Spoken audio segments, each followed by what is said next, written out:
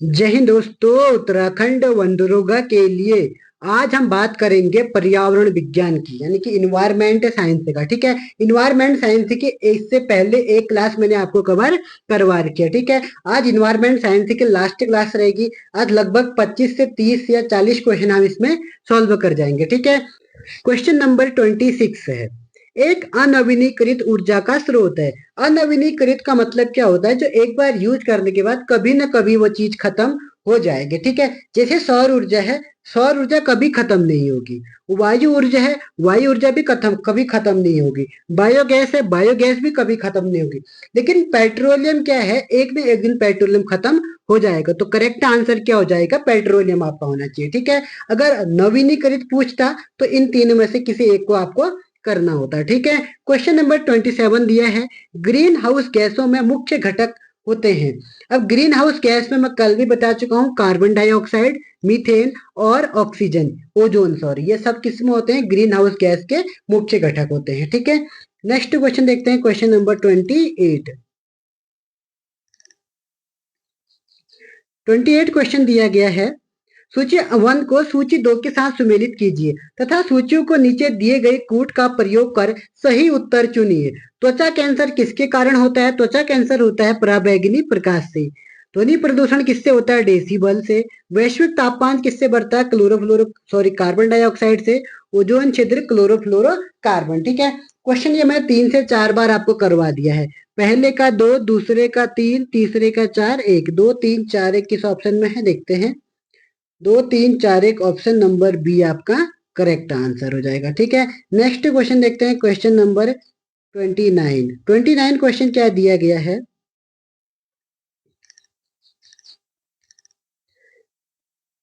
प्रोसिपिस जूलीफ्लोरा नामक पादप प्रायः क्यों समाचारों में उल्लेखित होता है? ऑप्शन नंबर ए है। इसके सार का व्यापक रूप से प्रसाधन सामग्रियों में उपयोग होता है। जिस क्षेत्र में यह उगता है कि वहां जैव विविधता को कम करने लगता है। इसके सार का उपयोग कीटनाशकों से संश्लेषण में किया जाता है, या उपयुक्त में से कोई नहीं। ठीक है, तो 29 का करेक्ट आंसर क्या हो जाएगा? Option number B. जिस क्षेत्र में भी ये पेड़ उगता है, जो पादप है, जिस क्षेत्र में यह उगता है वहां की जैव विविधता को ये क्या कर देता है? कम कर देता है। ठीक है, पेड़ का नाम क्या है? प्रोस्पिस जूलीफेरा, याद रखना इस पेड़ का नाम। ठीक है, नेक्स्ट क्वेश्चन देखते हैं, क्वेश्चन नंबर 30। इको मार्क उन भारतीयों उत्पादों को दिया जाता है जो शुद्ध एवं मिलावट रहित हो, प्रोटीन समृद्ध हो, पर्यावरण के प्रति मैत्रीपूर्ण हो, या आर्थिक दृष्टि से व्यवहार हो। तो करेक्ट आंसर क्या हो जाएगा? 30 का ऑप्शन नंबर सी, पर्यावरण के प्रति मैत्रीपूर्ण हो। इन्वायरमेंट पढ़ रहे हैं तो करेक्ट आंसर इन्वायरमेंट ही होगा। ठीक है, तो पर्यावरण के प्रति मैत्रीपूर्ण हो, इसको इको मार्क हम कहते हैं। ठीक है, क्वेश्चन नंबर 31 है। दो भिन्न समुदायों को बीच संक्रांति क्षेत्र कहलाता है। दो अलग अलग समुदाय है, इनके बीच अगर कोई संक्रांति क्षेत्र हो तो उस क्षेत्र को क्या बोलते हैं? तो उस क्षेत्र को बोलते हैं ecotone. Option number D, ecotone उसको कहा जाता है। क्वेश्चन नंबर 32 को देखते हैं। निम्नलिखित में से कौन सा एक इकोसिस्टम शब्द का सर्वोत्तम वर्णन है? तो क्या दिया है ऑप्शन? एक दूसरे को अन्योन्य क्रिया करने वाले जीवों का समुदाय, या पृथ्वी का वह भाग है जो सजीव जीवों द्वारा आवासित है, या फिर जीवों का समुदाय और साथ ही पर्यावरण जिसमें वे रहते हैं, किसी भौगोलिक क्षेत्र के वनस्पति जात और प्राणी जात। तो करेक्ट आंसर हो जाएगा ऑप्शन नंबर सी, जीवों का समुदाय और साथ ही वो पर्यावरण जिसमें वे रहते हैं। ठीक है, प्रसिद्ध गिर वन कहाँ है? तो गिर वन कहाँ स्थित है? ऑप्शन नंबर सी, गुजरात में। ठीक है, ऐसे प्रश्न भी आपसे जरूर आएंगे, एक दो नेशनल पार्क आपसे जरूर पूछे जाएंगे। ठीक है, क्वेश्चन नंबर 34 है। जीव मंडल आरक्षित क्षेत्रों की पहली परियोजना स्कीम कौन सी थी? तो करेक्ट आंसर क्या हो जाएगा 34 का? 34 का पहला है नीलगिरी जीव मंडल आरक्षित, जो कहाँ पड़ता है? तमिलनाडु में पड़ता है। ठीक है, और ये सुंदरवन कहाँ पड़ता है? सुंदरवन पड़ता है आपका पश्चिम बंगाल में, वेस्ट बंगाल में। नंदा देवी उत्तराखंड में पड़ता है, और मन्नार की खाड़ी तमिलनाडु में पड़ता है। ठीक है, सब आपको याद होना चाहिए। केरल की मौन घाटी है भारत में एकमात्र सदाबहार वन। ये मैं महंगी इमारती लकड़ी के पेड़ है, या पिकनिक के लिए अच्छा स्थान है, या फिर ये पादपों तथा प्राणियों के लिए दुर्लभ जातियां हैं। तो 35 का करेक्ट आंसर होगा ऑप्शन नंबर डी, इसमें क्या होता है, पादपों तथा प्राणियों की दुर्लभ जातियां यहाँ पाई जाती हैं। ठीक है, शांत घाटी या मौन घाटी इसको कहते हैं। क्वेश्चन नंबर 36 है, विश्व का एकमात्र तैरता हुआ राष्ट्रीय उद्यान केबुल लामजाओ कहाँ पड़ता है? मणिपुर में पड़ता है, याद रखना इसका। पहले में मिजोरम दिया आंसर, मिजोरम कभी मत कर देना, मणिपुर इसका करेक्ट आंसर हो जाएगा। वैश्विक तापमान के फलस्वरूप हो सकता है समुद्र तल में वृद्धि। जैसे तापमान बढ़ेगा तो ग्लेशियर पिघलेंगे। जैसे ग्लेशियर पिघलेंगे तो ग्लेशियर पिघल के कहाँ जाएंगे? समुद्र में जाएंगे, और समुद्र में जाएंगे तो समुद्र के तल में क्या हो जाएगी? वृद्धि हो जाएगी। फसल के स्वरूप में परिवर्तन हो जाएगा। अब टेम्परेचर चेंज हो जाएगा तो जहां पर गर्मी का समय होगा तो जाड़ जो गर्मियों में रहने वाले जो गर्मियों में चीजें उगती हैं वही उग पाएंगे, ठंडों में जो चीजें उगने वाली नहीं उग पाएंगे। ठीक है, तट रेखा में परिवर्तन, अगर समुद्र तल का पानी चेंज होगा तो तट रेखा में भी परिवर्तन आ ही जाएगा। तो करेक्ट आंसर क्या हो जाएगा? ऑप्शन नंबर डी, उपयुक्त सभी हो जाएगा। ठीक है, तो करेक्ट आंसर क्या हो जाएगा? Option number D. Next question देखते हैं 38। गलत जोड़ा बताइए। बांदीपुर कहाँ पड़ता है? बांदीपुर कर्नाटक सही है। सरिस्का राजस्थान, ये भी सही है। अन्नामलाई तमिलनाडु, ये भी सही है। पेरियार आंध्र प्रदेश, भी पेरियार पड़ता है केरल में। ठीक है, ये सब राष्ट्रीय उद्यान है, इसको ध्यान से आप पढ़ लेना। प्रथम पोषक स्तर के अंतर्गत आते हैं, तो प्रथम पोषक स्तर के अंदर आते हैं हरे पेड़ पौधे यानी कि हरित पादप। तो पहले पोषक में कौन आएंगे? हरे पेड़ पौधे या हरे पादप। ठीक है, क्वेश्चन नंबर 40वां दिया है। क्या दिया है आपको? ध्यान से इस क्वेश्चन को पढ़िए। प्रदूषण की समस्याओं का समाधान करने के संदर्भ में जैव पचारण या बायो रेडिमेशन तकनीक के कौन से लाभ हैं? यह प्रकृति में घटित होने वाली जैव निम्नीकरण प्रक्रिया का ही संवर्धन कर प्रदूषण को स्वच्छ करने की एक तकनीक है, या कैडमियम और लेड जैसी भारी धातु से युक्त किसी भी संदूषक को सूक्ष्म जीवों के प्रयोग से जैव पचारण द्वारा सहज ही और पूरी तरह उपाचित किया जा सकता है, या फिर जैव पचारण के लिए विशेष तो अभिकल्पित सूक्ष्म जीवों को सृजित करने के लिए आनुवांशिक इंजीनियरिंग जेनेटिक इंजीनियरिंग का उपयोग किया जा सकता है। ठीक है, तो 40 का करेक्ट आंसर क्या होना चाहिए? पहला क्या कह रहा है? यह प्रकृति से में घटित होने वाले जीवों को निम्नीकरण प्रक्रिया का ही संवर्धन कर प्रदूषण के स्वच्छ करने की तकनीक है। पहला आपका बिल्कुल सही है। कैडमियम और लेड जैसी भारी धातुओं का युक्त किसी भी संदूषक, तो कैडमियम और भारी जैसी लेड भारी धातुओं का यूज इसमें नहीं होता है, तो दूसरा गलत हो गया। तीसरा क्या कह रहा है? जैवोपचारण के लिए विशेषतः अभिकल्पित सूक्ष्म जीवों को सृजित करने के लिए आनुवांशिक इंजीनियरिंग का उपयोग किया जाता है, तीसरा भी सही है। तो आंसर क्या हो जाएगा? पहला और तीसरा आपका correct answer option number C हो जाएगा। नेक्स्ट क्वेश्चन देखते हैं, क्वेश्चन नंबर 41। शैवाल आधारित जैव ईंधनों का उत्पादन संभव है, लेकिन इस उद्योग के संवर्धन में विकासशील देशों की क्या संभावित सीमाएं हैं? शैवाल आधारित जैव ईंधनों का उपयोग केवल समुद्र में संभव है या महाद्वीपों पर नहीं है? या दूसरा कह रहा है शैवाल आधारित जैव ईंधन उत्पादन को स्थापित करने और इंजीनियरिंग करने हेतु निर्माण पूरा होने तक उच्च स्तरीय विशेषज्ञ प्रौद्योगिकी की जरूरत होती है। और उसके बाद जो कथन आपका कह रहा है, आर्थिक रूप से व्यवहार्य के लिए बड़े पैमाने पर सुविधाओं की स्थापना की आवश्यकता होती है, जिससे पारिस्थितिक एवं सामाजिक सरोकार उत्पन्न हो सकता है। तीसरा तो बिल्कुल सही लग रहा है मेरे को।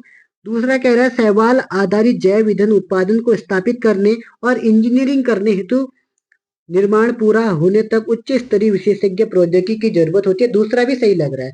तीसरा कह रहा है, पहला कह रहा है शैवाल आधारित जैव ईंधनों का उत्पादन केवल समुद्र में ही है, संभव है, महाद्वीपों पर नहीं। नहीं, महाद्वीपों पर भी हो सकता है, तो पहला गलत। 2 और 3 option number B correct answer. Question number हो जाएगा 42।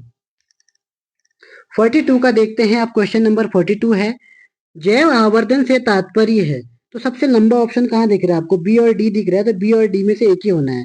तो बी क्या कह रहा है? उत्तरोत्तर पोषण स्तरों के जीवों में पीड़कनाशियों की मात्रा का बढ़ना, यही आपका करेक्ट आंसर हो जाएगा। ठीक है, option number B correct answer. Next question देखते हैं, पारिस्थितिकी तंत्र में तत्वों के चक्रण को क्या कहते हैं?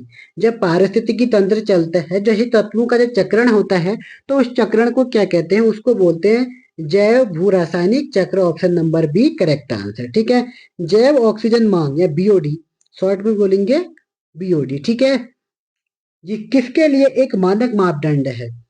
रक्त में ऑक्सीजन स्तर मापने के लिए, वन पारिस्थितिक तंत्र में ऑक्सीजन स्तर को अभिकलन के लिए, या जलीय पारिस्थितिक तंत्र में प्रदूषण को मापन के लिए, या उच्च तुंगता क्षेत्रों में ऑक्सीजन स्तरों को आकलन के लिए। ठीक है, तो 44 का करेक्ट आंसर हो जाएगा ऑप्शन नंबर सी, जलीय पारिस्थितिक तंत्र में प्रदूषण के मापन के लिए। Correct answer option number C हो जाएगा। ठीक है, क्वेश्चन नंबर 45 दिया है, हमारे देश के शहरों में वायु गुणवत्ता सूचकांक एयर क्वालिटी इंडेक्स का परिकलन करने में साधारणतः निम्नलिखित गैसों में से किनको विचार में लिया जाता है। ठीक है, जब भी हमारी एयर क्वालिटी इंडेक्स को कैलकुलेट करना होता है तो उसमें हमारी कौन कौन सी जो गैसें होती है उसका यूज होता है। ठीक है, तो इसमें हम देखते हैं तो कौन कौन सी गैसें होती हैं। सबसे पहले होती है इसमें कार्बन मोनोऑक्साइड, कार्बन डाइऑक्साइड नहीं होती है, पहला ही नहीं होगा।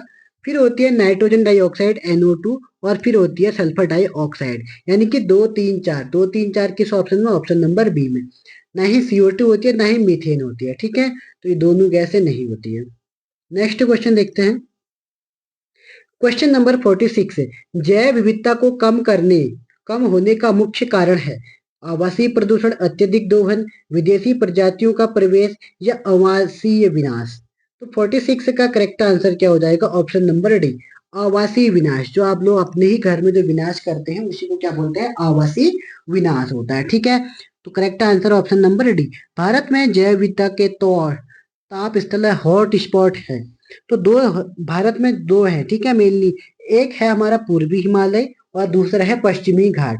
तो 47 का करेक्ट आंसर क्या हो जाएगा, ऑप्शन नंबर सी, पूर्वी हिमालय और पश्चिमी घाट। नेक्स्ट क्वेश्चन देखते हैं, क्वेश्चन नंबर 48, रामसर अभियान कन्वेंशन या रामसर कन्वेंशन भी बोलते हैं, भारत जिसका एक हस्ताक्षरकर्ता देश है, किसके संरक्षण और विवेकपूर्ण उपयोग से संबंधित है, तो यह आर्द्र भूमि से संबंधित है। Option number A correct answer. ठीक है, भारत में निम्नलिखित में से कौन सा अधिनियम वन्य जीवों को संरक्षण प्रदान करता है, तो 1972 वन्य जीव संरक्षण अधिनियम 1972। ठीक है, तो 49 का correct answer option number A हो जाएगा। नेक्स्ट क्वेश्चन देखते हैं, क्वेश्चन नंबर 50, भारत में निम्नलिखित में से कौन सा नवीकरणीय ऊर्जा स्रोत सर्वाधिक संभाव्यता वाला है, तो कौन सा है, सौर शक्ति। सौर ऊर्जा का उपयोग भारत में सबसे ज्यादा होता है। ठीक है, नेक्स्ट क्वेश्चन देखते हैं, क्वेश्चन नंबर 51। 51 क्या कह रहा है, निम्नलिखित युग्मों में से कौन सा एक सही सुमेलित नहीं है, पूछ रहा है। ठीक है, तो 51 का करेक्ट आंसर क्या होना चाहिए, एपिको आंदोलन पी हेगड़े, ये बिल्कुल सही है। चिपको आंदोलन सुंदरलाल बहुगुणा, ये भी सही है। नर्मदा बचाओ मेधा पाटकर है। शांत घाटी आंदोलन बाबा आमटे नहीं है, तो डी आंसर गलत हो जाएगा। ठीक है, शांत घाटी आंदोलन एक बार जरूर आप गूगल कर लेना। क्वेश्चन नंबर 52 है, 52 क्वेश्चन क्या कह रहा है,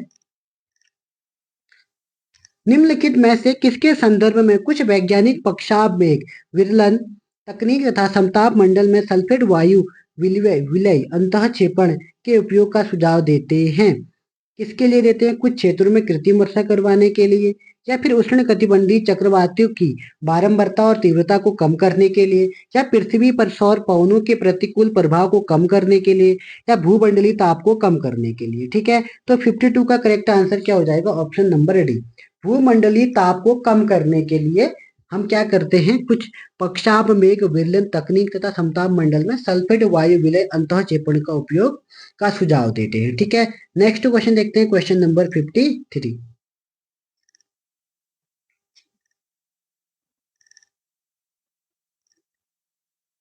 नेक्स्ट क्वेश्चन देखते हैं, क्वेश्चन नंबर 53, निम्नलिखित में से किसके संदर्भ में ताप अपघटन और प्लाज्मा गैसीकरण शब्दों का उल्लेख किया गया है, तो किसके लिए किया गया है, तो करेक्ट आंसर हो जाएगा अपशिष्ट से ऊर्जा प्रौद्योगिकी, option number D correct answer हो जाएगा। ठीक है, नेक्स्ट क्वेश्चन देखते हैं, क्वेश्चन नंबर 54, पर्यावरण में निर्मुक्त हो जाने वाली माइक्रोबीड्स के विषय में अत्यधिक चिंता क्यों है, ये समुद्री पारितंत्र के लिए हानिकारक मानी जाती हैं, ये बच्चों में त्वचा कैंसर होने का कारण मानी जाती हैं, ये इतनी छोटी होती है कि सिंचित क्षेत्रों में फसल पादपों द्वारा अवशोषित हो जाती हैं, अक्सर इनका इस्तेमाल खाद्य पदार्थों में मिलावट के लिए किया जाता है। ठीक है, तो 54 का करेक्ट आंसर क्या हो जाएगा, ऑप्शन नंबर ए, ये क्या हो जाते हैं, समुद्री पारितंत्रों के लिए हानिकारक मानी जाती हैं। ठीक है, correct answer option number A हो जाएगा।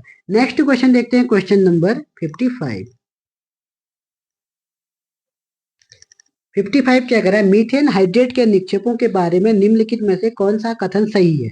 भूमंडलीय तापन के कारण इन निक्षेपों से मीथेन गैस का निर्मुक्त होना प्रेरित हो सकता है। दूसरा कथन क्या कह रहा है, मीथेन हाइड्रेट के विशाल उत्तर ध्रुवीय तुंद्रा में तथा समुद्र अधस्थल के नीचे पाए जाते हैं, ये भी सही है, पहला भी बिल्कुल सही है। तीसरा कह रहा है वायुमंडल के अंदर मीथेन 1 या 2 दशक के बाद कार्बन डाइऑक्साइड को ऑक्सीकृत हो जाता है, ये भी सही है। तो 1 2 3 3 के 3 कथन आपके बिल्कुल यहाँ पर सही दिए हैं। ठीक है, क्वेश्चन नंबर 56 है, क्या दिया है 56 देखिए, निम्नलिखित पर विचार कीजिए, कार्बन मोनोऑक्साइड, मीथेन, ओजोन और सल्फर डाइऑक्साइड। तो इसका करेक्ट आंसर क्या होगा, पहले पूछ क्या रहा है, फसल या जैव मात्रा के अवशेषों को दहन के कारण वायुमंडल में उपयुक्त में से कौन सी गैस निर्मुक्त होती है। ठीक है, तो 56 का आंसर क्या हो जाएगा, 4 के 4 gas, carbon monoxide, methane, ozone और सल्फर डाइऑक्साइड। तो correct answer option number D आपका करेक्ट आंसर हो जाएगा। ठीक है, क्वेश्चन नंबर 57 है, भारत में कार्बोफ्यूरेन, मिथाइल पैराथियोन, फोरेट और ट्राई एजोफॉस के इस्तेमाल की आशंका से देखा जाता है, ये रसायन किस रूप में इस्तेमाल किए जाते हैं। तो 57 का करेक्ट आंसर क्या हो जाएगा, इसका होता है कृषि एवं पीड़कनाशी, यानी कृषि एवं पीड़कनाशी में इसका इस्तेमाल किया जाता है। ठीक है, नेक्स्ट क्वेश्चन देखते हैं, क्वेश्चन नंबर 58 वह है, निम्नलिखित कथनों पर विचार कीजिए, कृषि मृदाएं पर्यावरण में नाइट्रोजन के ऑक्साइड निर्मुक्त करती है। दूसरा कथन दिया है, पहला कथन बिल्कुल सही है। दूसरा कथन क्या कह रहा है, मवेशी पर्यावरण में अमोनिया निर्मुक्त करते हैं, ये भी बिल्कुल सही है। कुक्कुट या मुर्गी जिसको बोलते हैं, उद्योग पर्यावरण में अभिक्रियाशील नाइट्रोजन यौगिक निर्मुक्त करते हैं, ये भी सही है। तो 3 के 3 कथन आपके बिल्कुल सही है। ठीक है, नेक्स्ट क्वेश्चन देखते हैं, क्वेश्चन नंबर 59। 59 क्या कह रहा है, सार्वजनिक परिवहन में बसों के लिए ईंधन के रूप में हाइड्रोजन सर्वाधित या संवर्धित सीएनजी या फिर एचसीएनजी का इस्तेमाल करने के प्रस्तावों के संदर्भ में निम्नलिखित कथनों पर विचार कीजिए। ठीक है, तो 59 का करेक्ट आंसर क्या होगा, पहले वो देख लेते हैं। ठीक है, तो 59 का आंसर क्या हो जाता है, बी आंसर है। तो यानी कि पहला आंसर आपका गलत है, एचसीएनजी का इस्तेमाल मुख्य लाभ कार्बन मोनोऑक्साइड के उत्सर्जनों का विलोपन है, पहला कथन गलत है। सीएनजी की अपेक्षा एचसीएनजी ईंधन कम खर्चीला बनाते, ये भी गलत है। तो दूसरा कथन क्या हुआ, तीसरा कथन बिल्कुल सही है। दूसरा कह रहा है ईंधन के रूप में एचसीएनजी कार्बन डाइऑक्साइड और हाइड्रोकार्बन उत्सर्जनों को कम करते हैं, बिल्कुल सही है। बसों के लिए ईंधन के रूप में सीएनजी के साथ हाइड्रोजन को आयतन के आधार पर 5वें हिस्से तक मिलाया जा सकता है। तो कौन सा कथन सही है, तीसरा भी सही है, दूसरा और तीसरा बिल्कुल सही है। तो 59 का आंसर क्या हो जाएगा, option number B correct answer, 2 और 3 सही है। ठीक है, तो क्वेश्चन नंबर अब हम देखेंगे 60 को। 60 क्या कह रहा है, भारत में अपशिष्ट प्रबंधन नियम 2016 के अनुसार निम्नलिखित में से कौन सा एक कथन सही है। अपशिष्ट उत्पादक को 5 कोटियों में अपशिष्ट अलग अलग करने होंगे, ये गलत है। ये नियम केवल अधिसूचित नगरीय स्थानीय निकायों, अधिसूचित नगरों तथा सभी औद्योगिक नगरों पर लागू होंगे, ये भी गलत है। इन नियमों में अपशिष्ट भराव स्थलों तथा अपशिष्ट प्रसंस्करण सुविधाओं के लिए सटीक और ब्यौरावर मानदंड उपबंधित है, ये तीसरा बिल्कुल सही है। अवशिष्ट उत्पादक के लिए यह अज्ञापक होगा कि किसी एक जिले में उत्पादित अवशिष्ट किसी अन्य जिले में न लाया जाए, ये भी गलत है। तो केवल ऑप्शन नंबर सी आपका सही होगा। ठीक है, तो करेक्ट आंसर क्या हो जाएगा, सी। नेक्स्ट क्वेश्चन देखते हैं, क्वेश्चन नंबर 61। तो 61 का देखते हैं, भारत में निम्नलिखित में से किसमें एक महत्वपूर्ण विशेषता के रूप में विस्तारित उत्पादक दायित्व आरंभ किया गया है। जैव चिकित्सा अपशिष्ट प्रबंधन और हस्तांतरण नियम 1998 में। फिर दूसरा है, ये तो गलत है, इसमें नहीं किया गया है। पुनर्चक्रित प्लास्टिक निर्माण और उपयोग नियम 1999, इसमें भी नहीं किया है। ई अपशिष्ट प्रबंधन नियम 2011 में। सी आंसर आपका बिल्कुल सही होगा। ठीक है, क्वेश्चन नंबर 62 है, निम्नलिखित कथनों पर विचार कीजिए, एशियाई शेर प्राकृतिक रूप से सिर्फ भारत में ही पाए जाते हैं, ये कथन बिल्कुल सही है। 2 कुबड़ वाला ऊंट प्राकृतिक रूप से सिर्फ भारत में पाया जाता है, ये गलत है, केवल भारत में नहीं और जगह भी ये पाए जाते हैं। एक सींग वाला गैंडा प्राकृतिक रूप से सिर्फ भारत में पाया जाता है, ये भी गलत है। तो करेक्ट आंसर क्या हो जाएगा, 62 का केवल एक सही है, ऑप्शन नंबर ए इसका करेक्ट आंसर हो जाएगा। ठीक है, क्वेश्चन नंबर 63 दे रखा है, निम्नलिखित में से कौन सा नेशनल पार्क पूर्णतः शीतोष्ण अल्पाइन कटिबंध में स्थित है। शीतोष्ण का मतलब होता है शीत और गर्मी, मतलब ठंडा और गर्म नॉर्मल वाला जो है वो कौन सा है, वो है आपका फूलों की घाटी नेशनल पार्क है। ये कहाँ पड़ता है, उत्तराखंड में। ठीक है, नेक्स्ट क्वेश्चन, क्वेश्चन नंबर 64 वाला देखते हैं। निम्नलिखित में से कौन से अगस्त्यमाला जीवमंडल रिजर्व में आते हैं?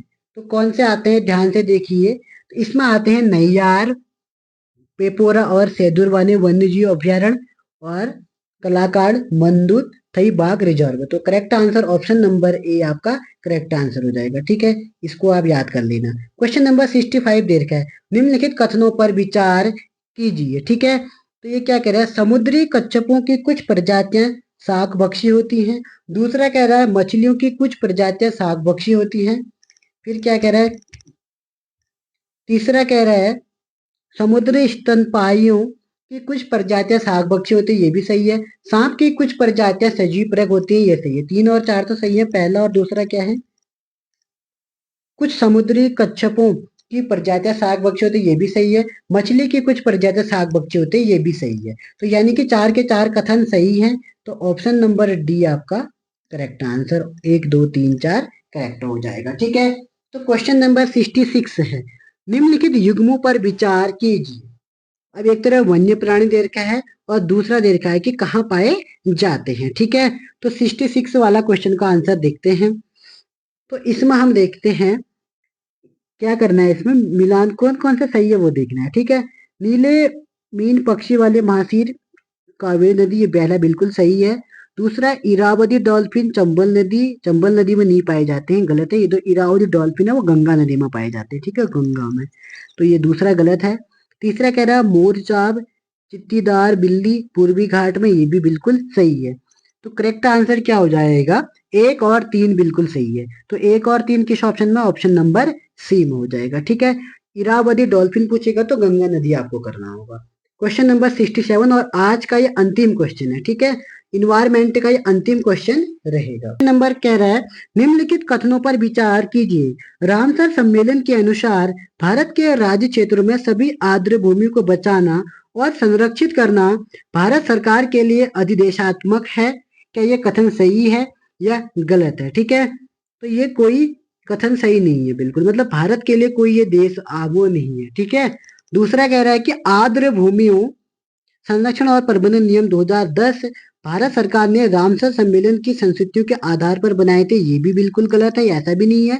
आर्द्र भूमि संरक्षण और प्रबंधन नियम 2010 आर्द्र भूमियों के अपवाह क्षेत्र जल ग्रहण क्षेत्रों की सम्मिलित करते हैं, जैसा कि प्राधिकार द्वारा निर्धारित किया गया। तीसरा कथन बिल्कुल सही है, तो केवल सी आपका 3 सही होगा। ठीक है, तो करेक्ट आंसर क्या हो जाएगा, ऑप्शन नंबर सी, केवल 3 कथन आपका बिल्कुल सही है। ठीक है, तो आज हमने यहाँ से अपने इन्वायरमेंट के भी सारे क्वेश्चन कर लिए हैं। ठीक है, तो आज हमने केमिस्ट्री को भी खत्म कर दिया, हमने फिजिक्स को भी खत्म कर दिया और हमने इन्वायरमेंट को भी खत्म कर दिया। ठीक है, और मैथ्स हमने पहले ही कवर करवा दी है। अब हमारे केवल 2 टॉपिक बचते हैं, एक बचता है हमारा बायोलॉजी और एक बचता है एग्रीकल्चर। एग्रीकल्चर में केवल 1 क्लास आना बाकी है और बायोलॉजी में 2 से 3 क्लास आने बाकी हैं। ठीक है, कोशिश करूंगा कि मैं एक मॉक टेस्ट और बनाने की। ठीक है, अगर टाइम लगा तो अवश्य ही बना दूंगा। ठीक है, तो आज की क्लास में हम इतना ही देखते हैं, फिर मिलेंगे नेक्स्ट क्लास में। तब तक के लिए जय हिंद, जय उत्तराखंड।